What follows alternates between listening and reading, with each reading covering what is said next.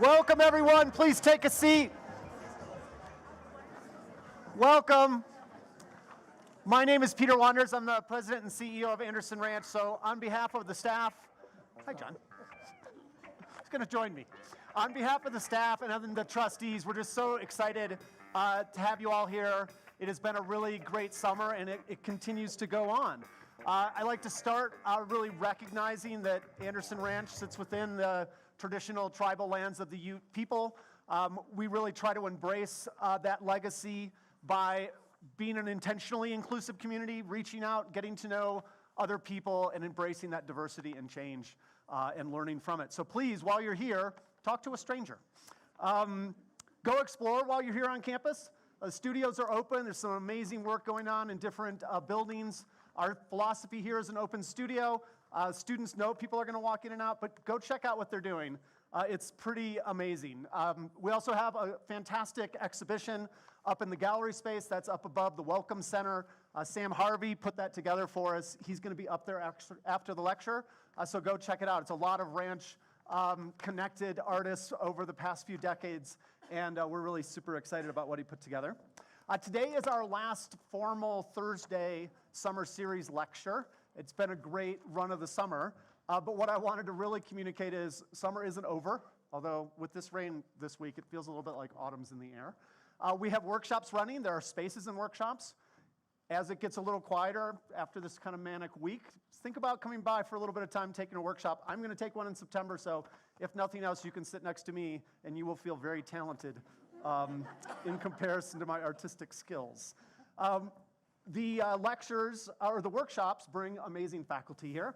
Those faculty do lectures in the evening. So every Sunday and every Tuesday, there is a lecture here. It's not just these Thursday lunches. So please come back as a little taster.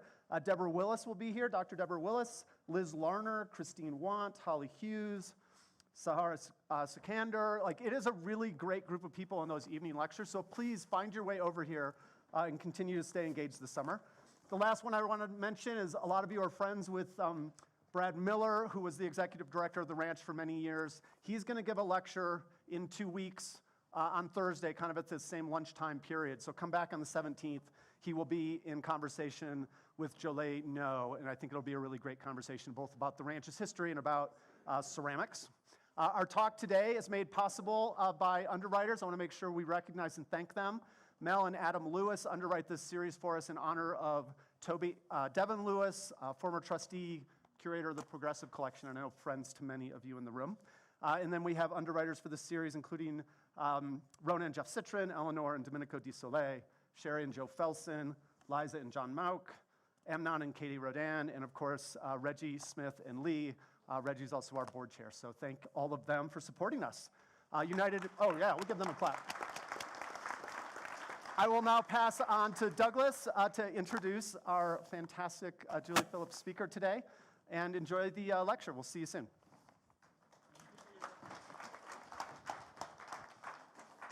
Thank you, Peter. Thank you all for being here for the end of the summer for me, not for the ranch, but I am thrilled to have Julia Phillips here.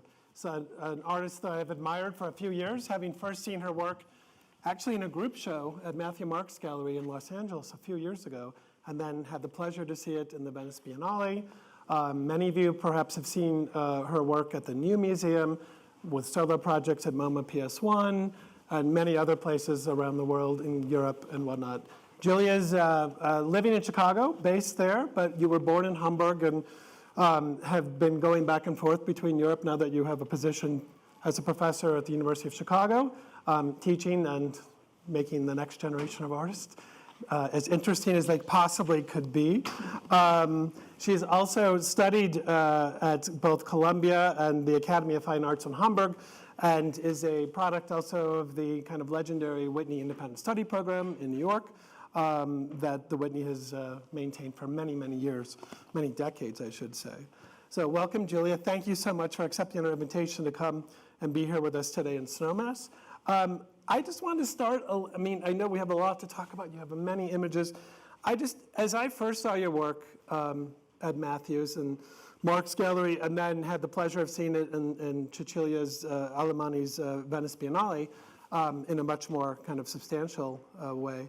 I was really I immediately was thinking about two things when I first saw your work. And one was a Roman myth of the goddess Cura, who is within Roman mythology is the entity that created the human body by taking clay from the earth and forming it. And then there was this big battle, a patriarchal battle over naming it and who got it. Got control over it, where Jove wanted control over it, wanted to name it.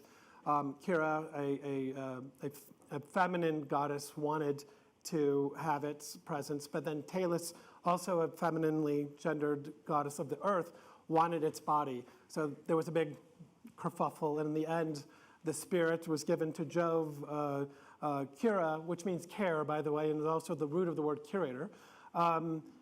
Got control over it during his life and was able to take care of it, and then Talus received the body and the spirit. So these kind of vectors I see kind of come in your work, but then also the work of Octavia Butler, the amazing science fiction writer, who I read many, many years ago, whose work is all about the kind of blending of bodies and identities and genetics and whatnot, a really incredible writer.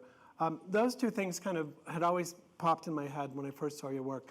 But I wanted to ask you kind of, how did you get from when you were studying, because you told me that what did you study originally when you were going to school?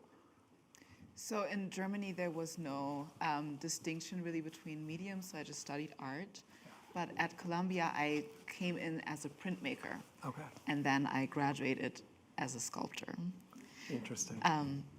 I just quickly wanted to say thank you for having me. It's a real pleasure to be here, and I've known about the ranch for quite a while, so it's really wonderful to finally be here. Thank you. Yeah, but continuing. No, sorry. So you studied printmaking, but you ended up being a sculptor. Being a sculptor, yeah. But I think I already approached printmaking really from a sculptural angle. I always did collagraphs, which, for those who aren't familiar, is basically the material printed directly on the paper. So I would ink up the material pantyhose, for instance, and tape it down to the print bed and then run it through the press and have the embossment, but also the ink imprint on the paper. So my approach to paper was always quite sculptural. Very dimensional, three-dimensional. Yes. Yeah. So, and then what was the first kind of, I mean, obviously you're talking about making prints with pantyhose, which is a form-fitting bodily kind of encasement. Right. And then so much of your work deals with the question of the body and both the body and tools, machinery, an industrial kind of set of metaphors, I guess. Right. I think I'm just going to click forward Absolutely. to one of the first pieces. So basically, we're going to start with work that I produced almost 10 years ago, and we're going to come into the present.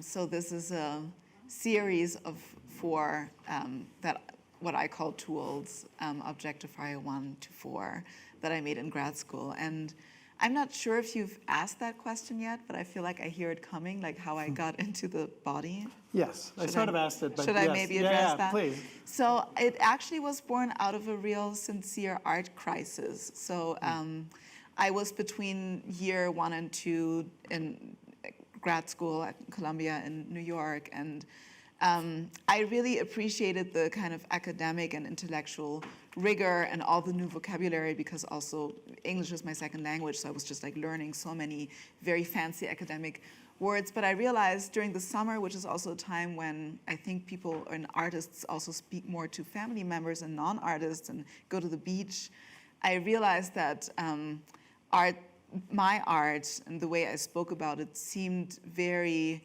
difficult to relate to. And I had a real art crisis and thought, no, I want to do something that I can at least describe when I can't point to it. And I remember going to the Met, the Metropolitan Museum of Art, and spending some time in the armor section. I didn't have the plan of going there particularly, but I just kind of fell into it and was really struck because I knew very little about armor, but I could understand a lot about the shapes and the functionality and also the kind of vulnerabilities of the body, like the parts where armor cannot cover the body because the body is in movement, such as armpits or the sides where important organs live and so forth. And it was maybe a similar fascination that I would have with fashion and cuts and just understanding the body through a surface. Yeah, and then I came back into the studio. That was the end of the summer, and started taking what I call body casts, but the technique is a little bit different. I don't really work with the negative. So usually in a casting technique, you create a negative first that picks up all the texture and detail of the then to become positive. And then you pour matter into the negative, and then you have a positive with all of that texture. But I had a more quick and dirty approach. I'm saying that in honor of JJ Pete, who's in the audience and who was my ceramic teacher at that time. He always taught us about pace, and quick and dirty is a kind of term coined by him. Anyway, so I just rolled out slabs, like pancake thick pieces of clay, and I would, press them onto my body until they would hold what's called a leather hard state, and then I would take it off, and I would immediately have to support it because it's still somewhat wobbly depending on its size. And then I would really edit the shape. And what I liked about it is that it created shapes like this. These are like kind of folded over hands that are maybe recognizable enough, but they're also very abstracted because it's not a negative positive casting technique. So you don't see pores or veins on the outside. You just see like here, like shoulder blades. All that information would have been hidden on the inside of the piece. Exactly. Yeah. And then soon after I kind of worked through my first, what I call body tools, I kind of expanded into what I would call apparatuses, where metal started playing a more important role in the construction. And this casting technique that I mentioned with the slabs, it also allowed me to portray maybe more concrete and kind of drastic scenes without feeling like I'm revealing too much of myself. So this is the inside of that mask. And speaking about printmaking, I always enjoyed leaving kind of indexical prints on tiles. So the tiles you see are just covered in underglaze, so it's a matte surface. And then I would step my foot into just transparent glaze and then leave imprints on these tiles. And at that time, I remember thinking I like it when viewers kind of approach my work like a crime scene and try to piece together the information. Yeah.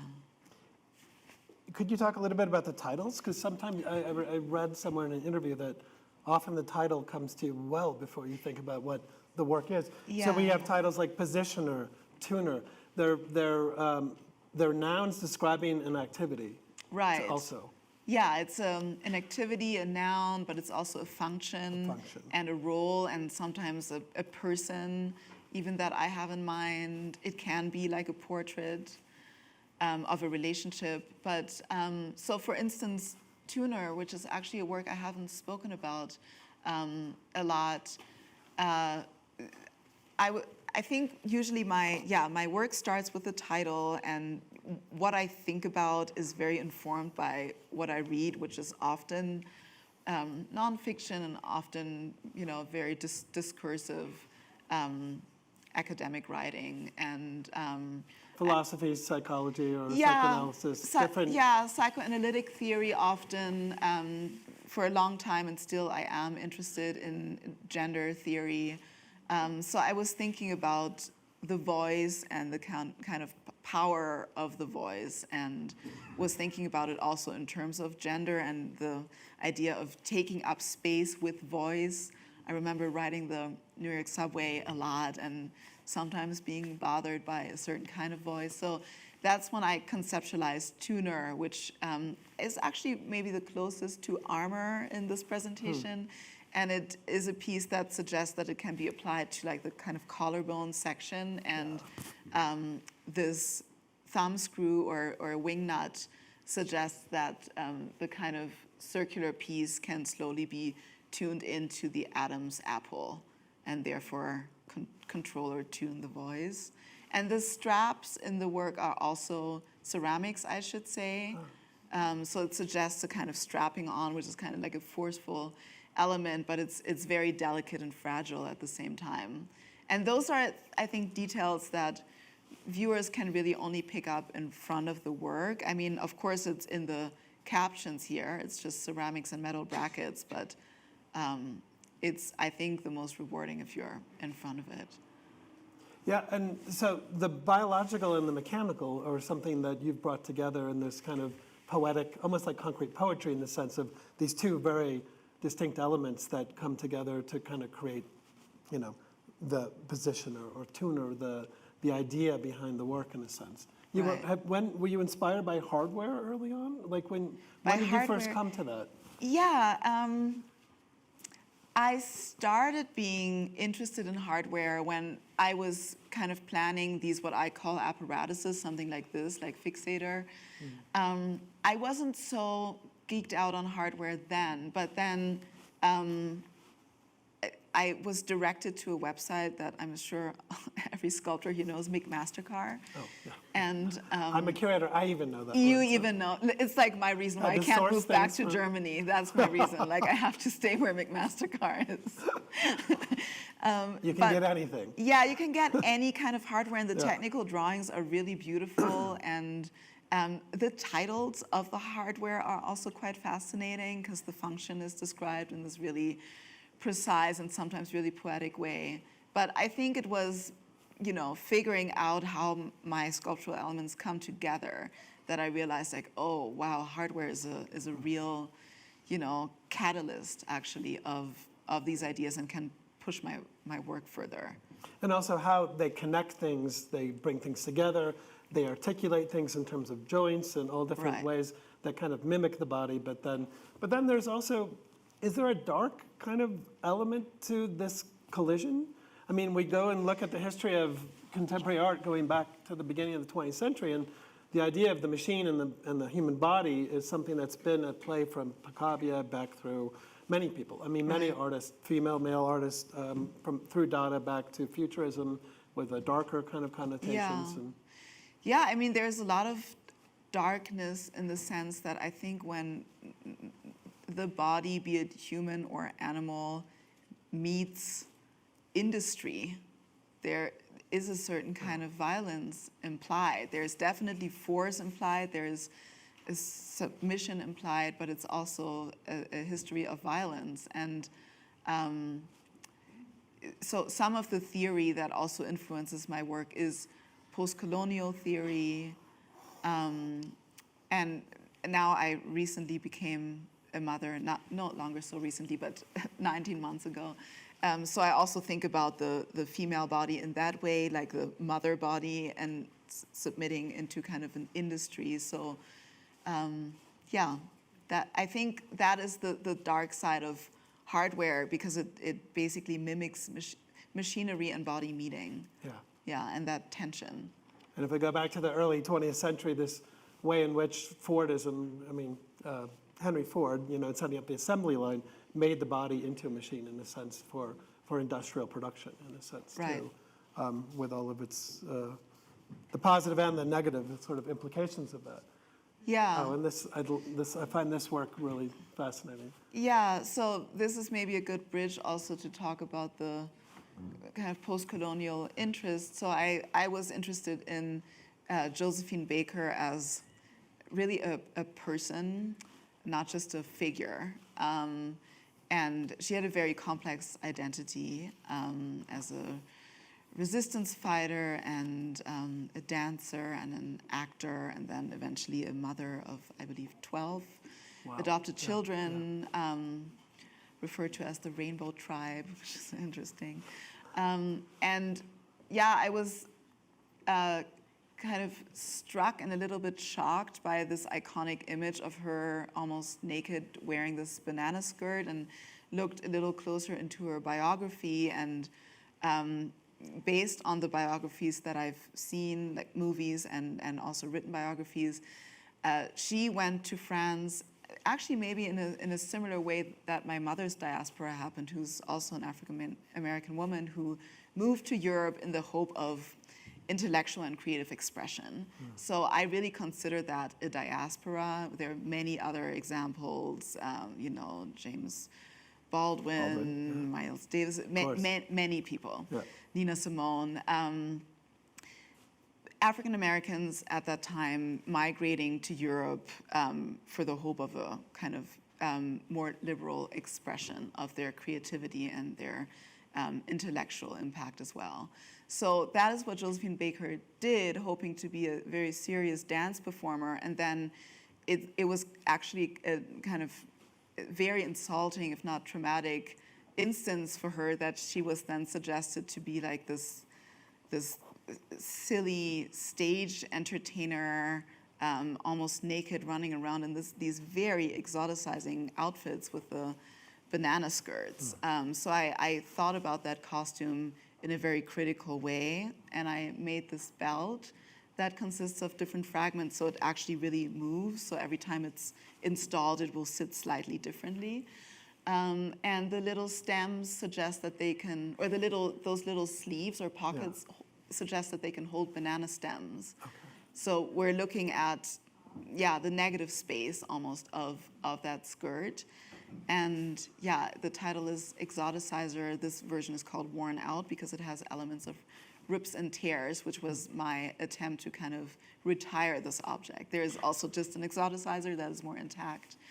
And that title, going back to what the title refers to, it refers to a function and a noun, but it also refers to a person. And I think by that person, I was basically pointing to not a specific person, but just an identity, a cultural identity of somebody who exoticizes another person. Yeah. There's also kind of almost a superhero or militaristic aspect to the way it feels to me, almost like an ammunition belt or something in a sense. I just saw that for the first time. But uncharged, no bananas yet. No bananas yet, exactly. And I mean, Josephine Baker comes to us through this object, and but your work is not really portraiture. How do you think about it in relation? Because am I correct in that all of the body casts are from yourself? Correct. You've never you've never taken an impression from anyone else? I try not to foreground that, although I'm realizing it's kind of a trap. No, it's a trap, because at some point, of course, if I talk about doing body casts, the question is very obvious. I thought about casting other kinds of bodies, and then I thought, then it really becomes portraiture, though, because then it's like a really tall body or a really short one or whatever. And I was hoping that if I always use my own body as the metrics, if the work is shown together, it will read the most neutral and just kind of human. But of course, my body is still specific. And it's also just convenient. I enjoy working by myself and without assistance, and that allows me to just be alone. You're in the studio alone a lot. Yes. Yeah. And you enjoy that. Yeah. Should we move on? Sure. What's the next? Extruder. Yeah. So this goes back to kind of the more violent aspect of machinery and body meeting. And I was inspired by several different theories. One was an essay written by a psychoanalyst, Diane Elise, I believe in 2011. And it was an essay that spoke about penetration in a very metaphorical way. It spoke about male fears of psychic penetration, so this kind of paternal law of one may not go into the psyche or the emotional landscape of the father, but in a really beautiful, poetic way.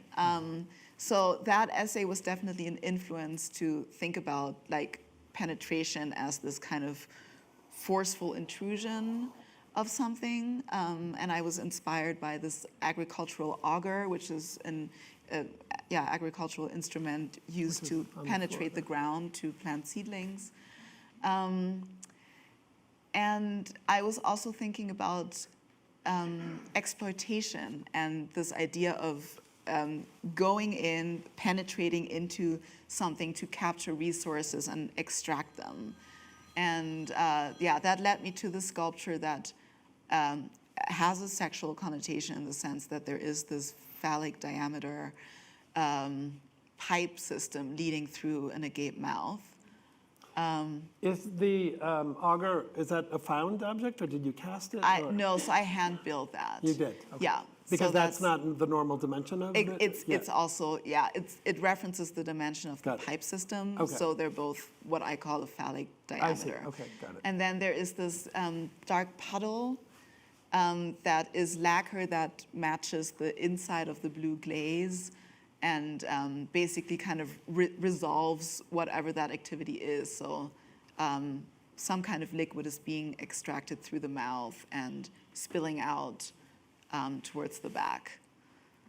And the title is Extruder. So that's also a good example of how like something like McMaster-Carr or hardware can really inspire my work, because I didn't know the term extrusion or to extrude until I got more into hardware. Yeah. What's next? Oh, there we go, sorry. So this is another piece that did not start with the title. It's one of the few pieces that started with being inspired by hardware. And I came across a turnbuckle, and I think they're really beautiful objects and elements, and really quite poetic in the sense that the turnbuckle joins two threaded rods of opposite directions. So as one turns, either those threads are going to move towards or away from one another at the same pace. And I thought that that was a nice metaphor for interpersonal relationships. So it's called distancer. And the threads are attached to these partial masks. I'm not sure if those are masks. Are those from impressions from a forehead, or? Yeah, so they're lying on the side. Oh, I see. Okay. Yeah. Now I see it. Sorry. And it's basically It's the like this face, middle I see. section of the face. But yeah, I'm kind of fascinated by the face because it represents senses. So here we have like the imprint of eyes and nose and mouth. So I think a very small cast, like a partial mask, can still, bring a lot of kind of physical presence into the room just by representing senses. But is it a smaller part of what you've cast in terms of, had you always done the face, or had you avoided the face at all? Yeah, for a long time, or not a long, I avoided eyes, but when you cast a face, you got to have your eyes closed anyway. Yes, of so, course. Yeah. but yeah, it definitely, to me, is a much more concrete way of showing the body. Yeah. And this was a continuation of that extruder shape, but it's called intruder, and I called it misused, suggesting that there is a proper use, and then there is the misuse. Yeah, then there is the misuse that basically is too forceful, so it bends. It bent. Yeah. And yeah, this was really quite a different work. Shall we talk about that? Sure. Or, yeah. Well, yeah. Why not? I think it would be good to talk about this. Okay. Yeah. So I was invited to a show in Germany at a small, what's called a Kunstverein, like a non-for-profit art space. And I was given a room of dimensions a little bit smaller than this room, maybe 75% of this room.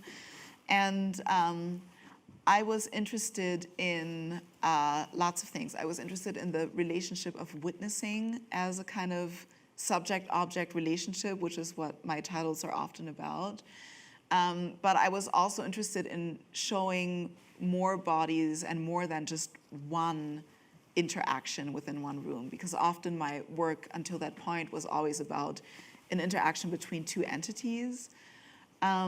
So here I planned an installation. I'm going to show you a documentation video of a little over 3 minutes in a moment, but I'm just going to describe first what you see. So those are 3 hanging sculptures. They consist of casts of the back of the head and shoulders, and then these hand-built lungs. And each sculpture is equipped with a cardioid vocal microphone, and then also with a contact microphone that is underneath the gravel. And there are speakers hanging, like stereo speakers hanging in each pair of lungs. And then there was a hidden subwoofer in the room and a computer, and each of the sculpture was connected to a computer, and there was an effect. So the sculptures would pick up the voice and the noises of viewers, but they would, quote unquote, interpret them in different ways. So one had a delay, and another one sounded really robotic, and the third one was kind of oscillating between a very high and a low pitch. So this is the documentation video.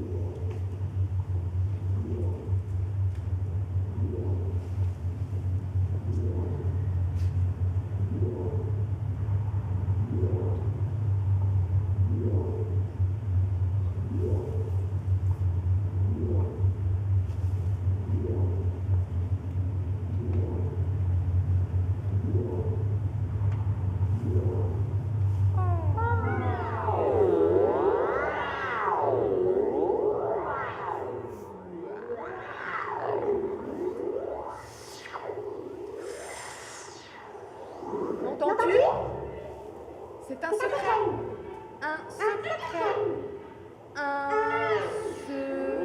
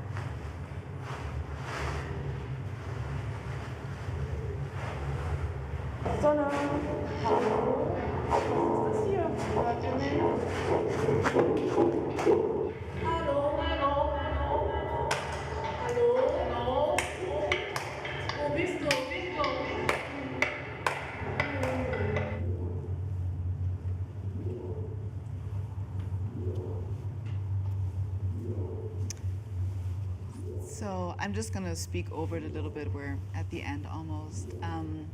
So the title of the work is Fake Truth, and then in parentheses, Witness 1, 2, 3. And I made the work in 2019 when the term fake news was going through the media a lot. And I was interested in that idea of subjective truth and the idea that a witness is supposed to objectify the truth of an event, at least within the legal system. But at the same time, that witnessing is still based on somebody's subjectivity. So that's kind of the idea that informed the work, that these 3 witnesses they witness the events that are going on in the exhibition space and they interpret them in a different way. Did you score the voices, or did they extemporaneously create sound? The latter. So Yeah. whenever viewers made any noises, that's what happened. Okay. Yeah. Okay. And the voices, I mean, language and then sound. Now, the senses in general, though, we kind of cut across all of them so far. We've talked a Right. little. We will talk about vision in a little bit, Right. but definitely the tactility of touch, with the way in which your skin is impressed with the clay bodies. Now, sound. But then, what for you? Is there an hierarchy of the senses?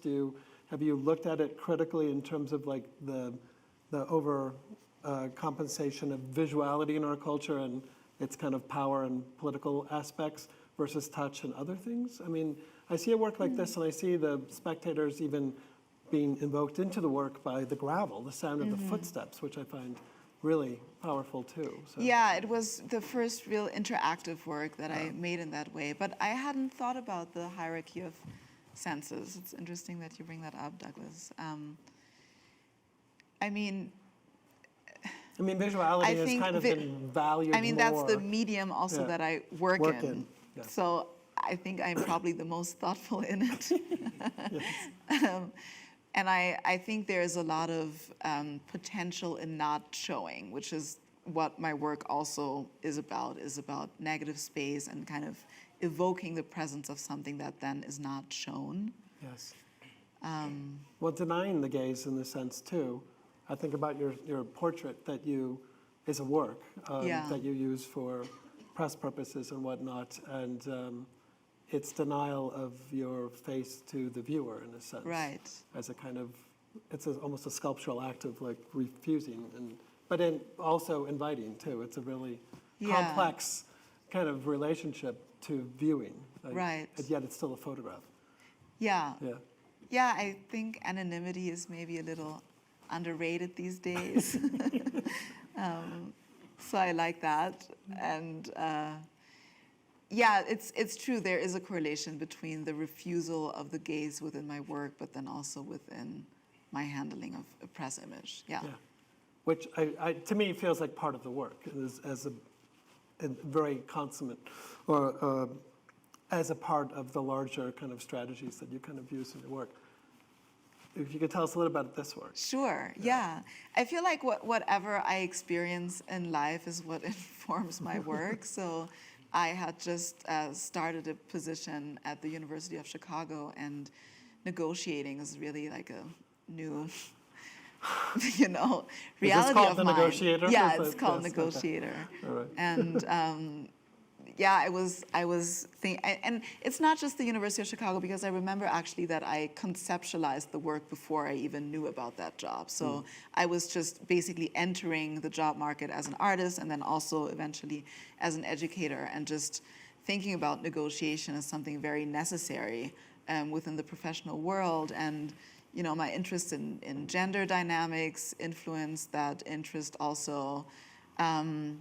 So I wanted to make a work that basically portrayed negotiation in its very fragile nature, because negotiation, I think, first of all, it's not spoken about a lot. I think there are negotiation workshops and things like that, but often it's like about power and winning. And I think negotiation has a very vulnerable aspect in the sense that people also lay bare what they actually really want and need and hope to get. And then they might be rejected in that. It's terrifying, right? It's pretty terrifying, sense, yeah. And so I wanted to build something very fragile. So these spokes that bear the weight of that stainless steel wheel are ceramics. They're slip cast metal spokes. And they're supported by hand-carved balsa wood spokes inside, but the viewer doesn't see that. And they're also glazed in this kind of fleshy, veiny way that, is supposed to kind of mimic like the vitality and like the fleshy, fragile inside of a body. And this wheel, it is functional. It actually does turn, and it's become recently really important in my work that there's a kind of what I call functional integrity to the work, because in the end, it's going to inform how the work looks. Like a ball joint, if I really have to think it through all the way so that it works, then it will look different than if it doesn't have If to you work. just mimic what Yes. a ball joint would be Exactly, visually. exactly. Yeah. So it actually does turn, but the way for me it represents the precariousness also of negotiation and of institutional negotiations is that it only works in a one very particular way. There is no stepping out of it. The wheel only turns on this one axis. So yeah. And I mean, if we could talk also about kind of the presentation, the way you present the work on your own plinths, in a sense, which become part of the sculptural process. If I think about bodies and sculpture and the history of sculpture, of course, the pedestal, the support has always historically been a very important thing. And then minimalism came around and the support was disappeared and the object was on the ground and your body was confronted with it. And your work is all about the body, but yet it still is kind of contained within these almost theatrical kind of spaces, in a sense. Right, yeah. These platforms. I think, on one hand, it's a way to secure that the viewer doesn't step onto and into the work because it looks like a functional object, and it somewhat is. So that's a practical element. But I also, with this suite of works, I wanted to reference institutional spaces, like institutional architectural spaces, and for instance, like entrance lobbies and marble and granite found there. So that's why I decided to have the platform be made out of these marble tiles. Yeah, great. Yeah. What's next? What's next? Good question. Mediator, yeah, speaking of the granite. From negotiating to mediating. Yes. So. So it was really what I consider a suite of works. It was a solo show with 4 works total, but I'm just showing these 2. And in that show, I was interested in subject-object relationships that potentially could lead to some kind of reconciliation that go beyond the doer and done to power dynamic. So negotiation, mediation, those were the kind of terms I was really interested in. And so this work stands on a large granite round platform, and the center pole holds a cast of a microphone mesh. Oh, yeah. So it's not a functional one. I'm basically revisiting the microphone just as a symbol. And what I find really interesting about the mesh structure is that it represents absorption of information, but also amplification. And that is exactly what is needed kind of in a successful mediation, is this ability to absorb and hear each other, but also to really amplify a point. And then I think a whole different layer of meaning is in those 2 casts that are of different complexions. And I try to have a work address colorism in a way that goes beyond ethnicity. I was not interested in any ethnicity. I was interested in skin complexion really informing our identity and how we move through the world. So that's why I have these kind of opposing shades. And then another piece is Drainer. This feels a little scary to me. This is a little darker. The drain? It's actually the second version. So the first version I made further back, so it makes sense that it's like from the earlier body of work. Yeah, the scary years, 2018 and whatnot. Not scary, that's the wrong term, but a little more, the little darker kind of connotation. So it's a cast of a kind of folded abdomen. So I was in this position when I took it, probably watching like a bad Netflix show or something, waiting for it to dry. But it's then presented as if a body is hanging, folded over, suspended from the hips above a stone basin with this large industrial drain at its center. So I think it's one of the works that shows well how I'm interested in negative space and really creating casts that evoke a bodily presence, that really makes the viewer work a little bit for what they're supposed to see. Yeah. And cuts are really important. I mentioned fashion earlier, kind of in line with armor, and it's always really critical in the studio to figure out exactly where to crop and how to crop the body so that something doesn't look too obscene and not too literal, but elegant. And I really look at, garments for that reason. Yeah, and design, I mean, everything is about how you cut the cloth and the pattern and the masters and the women and men who are the best in the world at that. That is an incredible skill to be able to just cut and imagine that folded on a body at the surface. Right. And if we talk about your surfaces, because there's so much about the surface of the body presenting itself, and then the negative space in this case. But I think about, I think you've mentioned in the interview your interest in the work of Oliver Sacks and the idea of the phantom limb and this idea of the psychological and the physical and that sort of connectivity. Yeah. And that is such an interesting thread, I think, to look at sculpturally in your work.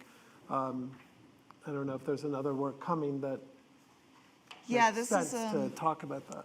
Yeah, I wonder how I can tie this to Oliver Sacks. I think I can. So this is a suite of works that I made for last year's Venice Biennial, consisting of 3 works: Bower, Veiled Purifier, and Stabilizer. And Oliver Sacks, for those who aren't familiar, was a neurologist, but also a really serious writer. And so he wrote case studies basically based on his patients. And they're extremely empathetic and humorous and very kind and precise. So of course, all of his patients and subjects are neurodiverse, how we call them now, subjects. And what I find really striking about his writing is there is a lot of mentioning of the soul within psychological and psychoanalytic writing, but not many writers within the sciences talk about the spirit, and Oliver Sacks actually does. And I found that really striking about him, and it influenced this suite of work in a certain way because it is about spirituality.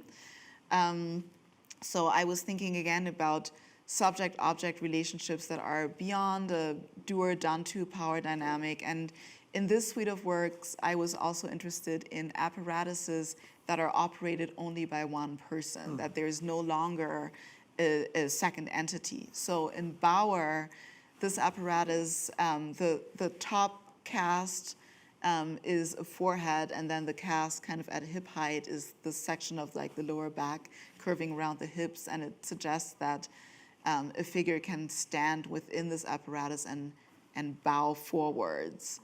And then it would swing back up, and it's bolted onto these granite tiles that are a reference to a cathedral in Venice. I tried to make it kind of site-specific to Venice. Address the also. context, yeah. Yep. Yeah.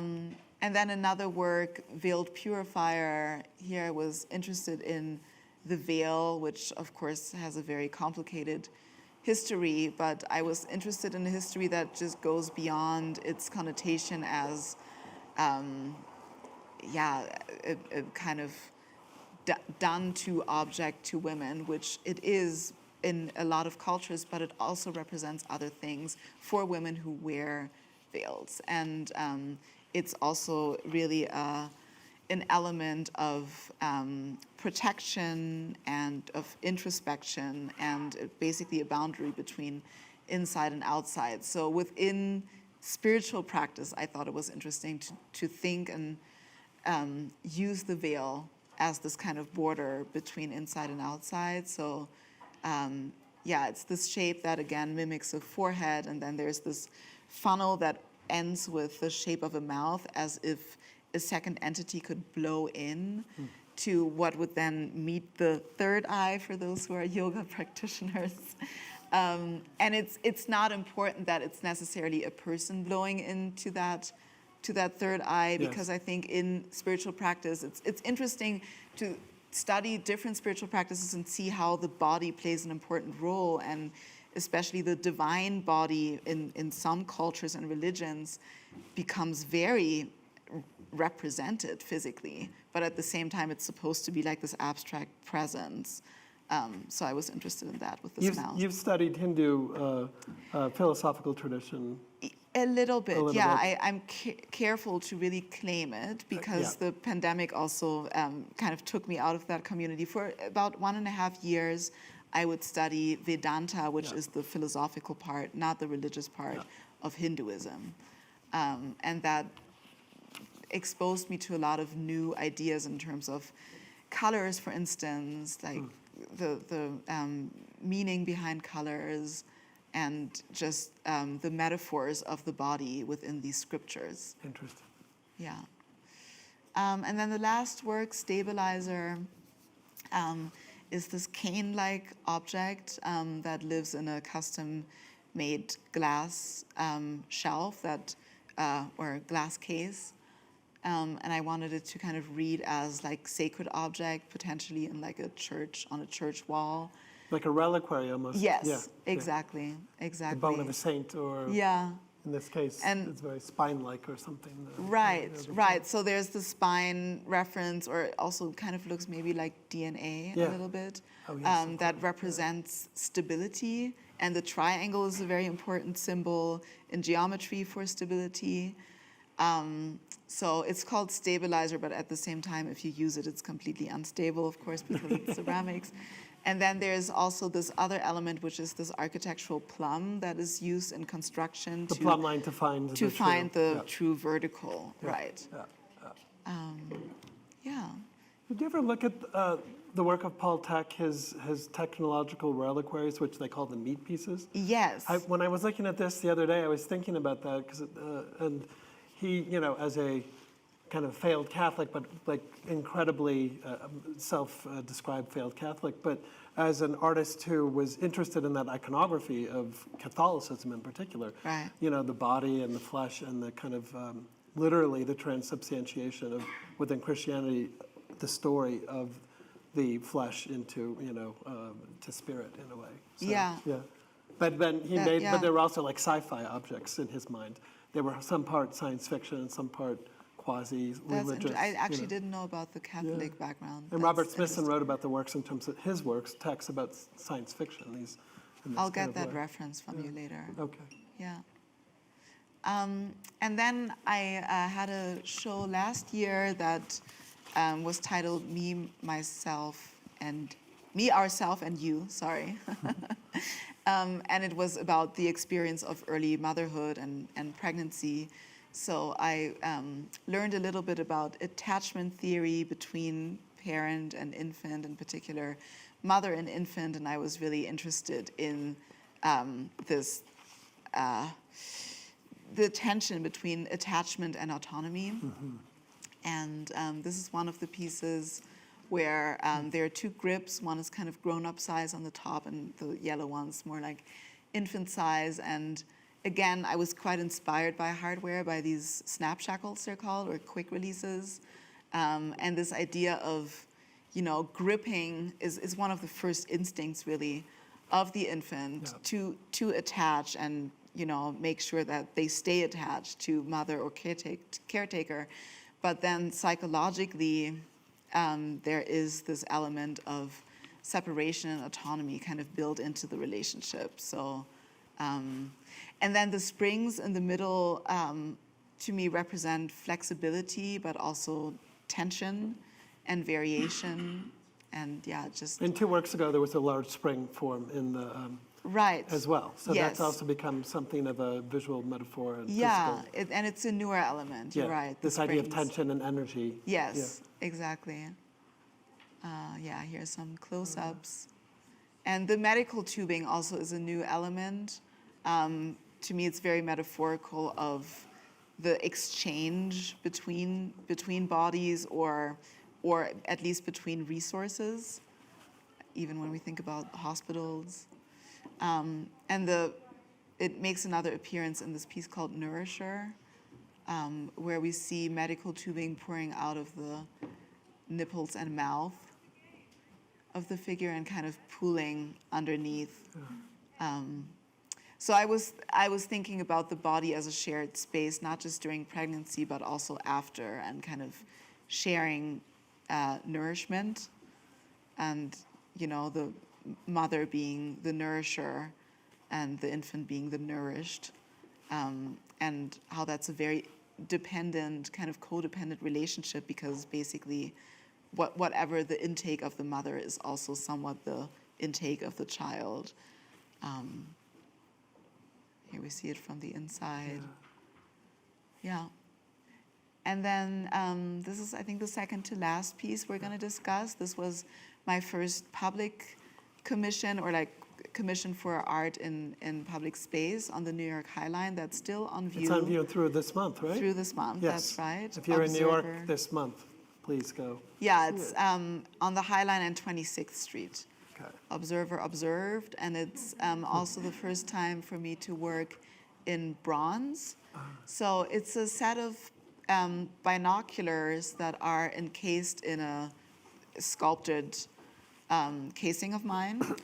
And as the viewer approaches these binoculars, there are little cameras, there are little cameras inserted into the lens cones of the binoculars that capture, through like kind of a mirror mechanism, that capture the eye's frontal.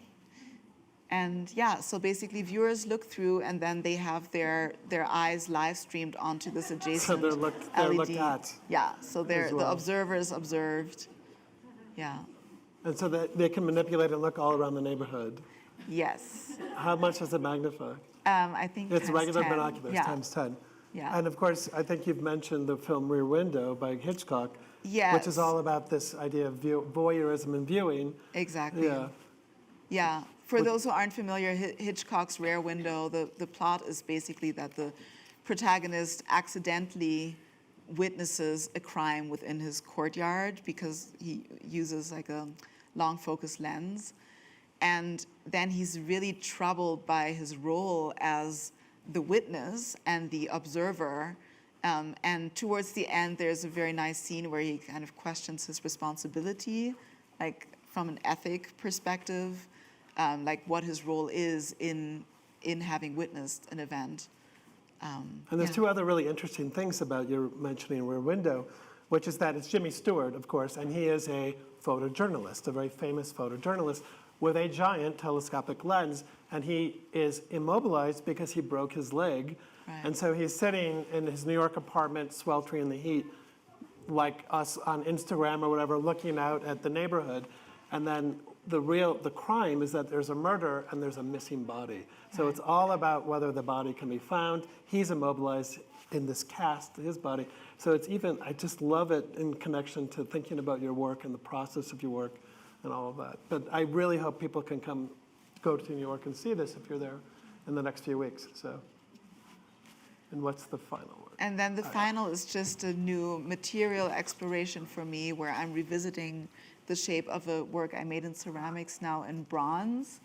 And it was really interesting to me to kind of translate ceramics into metal, and to think about patina as also a chemical process similar to glaze. It sometimes feels like instant glazing or something. And I think one of the challenges was to overcome the added weight. So I really wanted the work to sit on these quite delicate hooks. But the weight, of course, is much, much higher than the ceramics, but we figured it out. And yeah, it's one of the first attachment pieces that I made. So again, we have these double grip tools. And this one has a little detail, so it's called With Ball.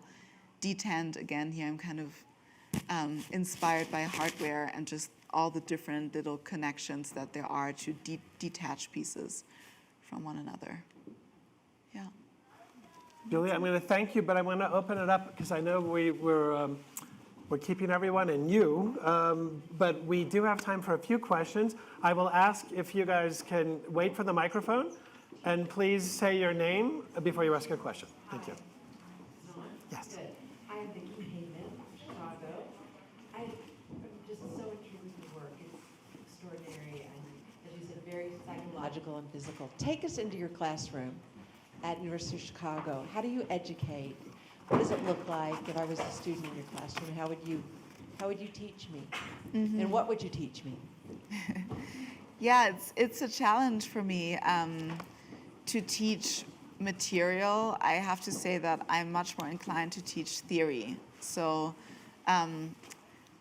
my two, signature classes are called Diasporic Practices in Contemporary Art, where we look at the work of other artists that have diasporic backgrounds, and to really look at their work and elements within their work as strategic ways to place oneself as an artist within that discourse of diaspora. That is one thing I teach. And there are exercises like a diasporic self-portrait, where students are then also asked to, create and work with material, but it's mostly theory and reading and listening to guest speakers. And then there's another class that's a signature class of mine called Intuitive Form, and that's probably more of a maker class where we work with very quickly timed exercises and with immediate materials such as drawing an unfired clay, and the exercises can be as short as 5 seconds. They're very strictly timed, and I think, so we work with prompts. So in the beginning, let's say in the first 3 to 4 weeks of the quarter, I develop and give the prompts, but then eventually the students also flip sides and they have to develop the prompts. And the goal or the guideline is to come up with non-representational shapes that are then becoming subject to interpretation. So the class kind of starts with a lecture on the Rorschach test. Maybe I'm not going to get into that because it's going to derail us too much, but I'll give an example of the first prompt. Like, I will say something like, draw something you've never seen before. You have 3 seconds. And then it's like, ah! And then, usually we look at something very abstract and try to interpret it. Or I say, draw a volume consisting of straight lines and curved lines and give it a ground, 10 seconds. So that's what I teach. And then I also just teach like the graduate students in a critique class, or I teach a core class, which is mandatory for faculty at UFC. Yeah. Is there another question? In the back? Hello, I'm Graciela. I'm a performance artist from Chicago, and I was wondering about one of your video pieces in which you can see some feet and a torso along with clay, and the torso is approaching and driving away, and I noticed certain element of clumsiness and also exhaustion of the body that may or may not be related to also the mechanical. And I was also wondering about the element of prints and traces, and if there's any connection to memory somehow. Prints and traces and memory, yeah.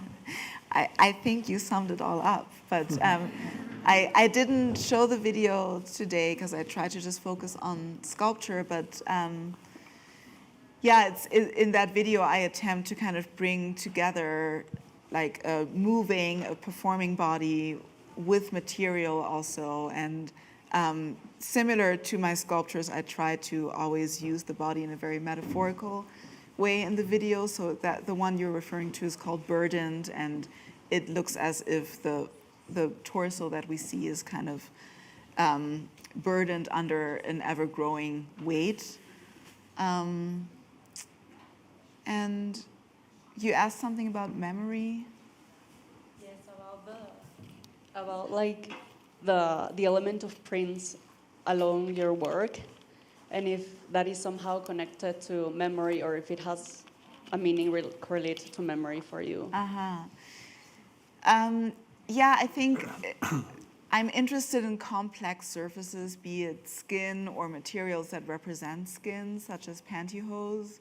And I try to leave marks on those materials as if, you know, the body or the surface is scarred. And that, to me, ties to memory. Just the skin over time, you know, through our lifetime, kind of collecting memories and showing that on the surface. So I'm interested in that. Like a palimpsest. I mean, our skin is Yeah. regenerated, yet the scars and everything in it is the record of Right. moving through space. Yeah. Is there another question? Too young to show. Hi, my name's Mallory Lewis. I'm from Virginia. I have a question about just kind of your use of technology. It seems like you started kind of more in the physical ceramics element, and lately you've been incorporating more of the technology, the more interactivity. And I'm curious about your learning process with starting to incorporate that, and if you think more of your future pieces will include more of that. Yeah, it's a really good question. And I'm glad you're bringing it up because I fully depend on collaborators. I don't have that figured out at all. So the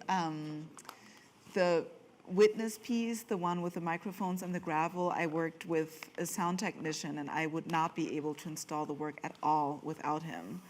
All the sculptural elements I would be able to install without him, but then making it work and figuring out the feedbacks and even the sound filters, I described to him what I wanted, but he was able to translate that into technology.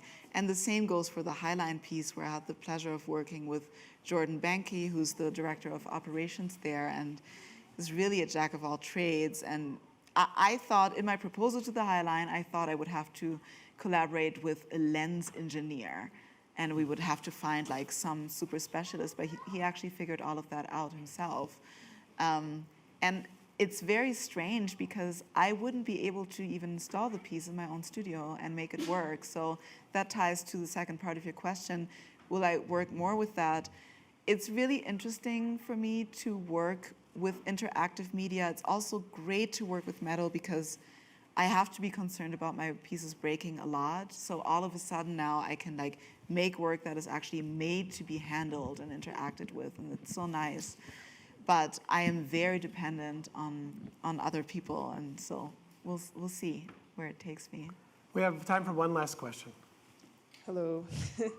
I love seeing like the tension between like the soft and the hard in your work, and I was wondering if you can expand on the balance between the hardware and the soft body. Yeah.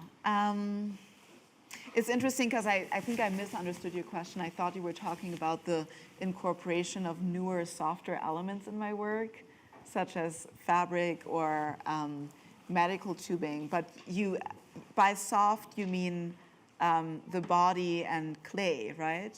I guess the body as a soft matter that you're Right. representing with the Right, but the ceramic body and- is represented in a hard state in the work.